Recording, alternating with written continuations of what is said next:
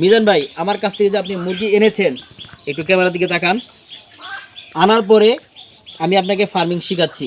জি, তো এই পর্যন্ত আপনার কতদিন হয়েছে মুরগি আনছেন? প্রায় 3 মাস। 3 মাস।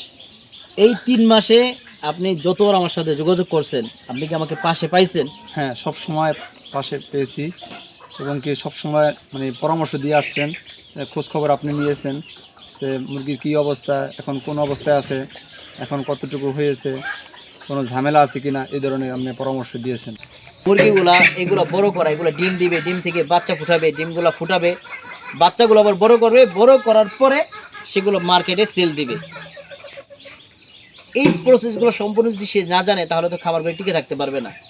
এই 3 মাস পর্যন্ত এই মুরগিগুলার যত সময় যত গাইডলাইন আমি করেছি, আমার যে প্রথমবার যে মুরগিগুলো মিজান ভাই এনেছে সেগুলো অলরেডি ডিমের কাছাকাছি চলে আসছে, ডিম দিবে হয়তো আরও অল্প কিছুদিনের ভিতরেই, আরও 15 থেকে হয়তো 1 মাসের ভিতরেই মুরগিগুলা ডিম দিবে, তাদের পেটে ডিম আছে।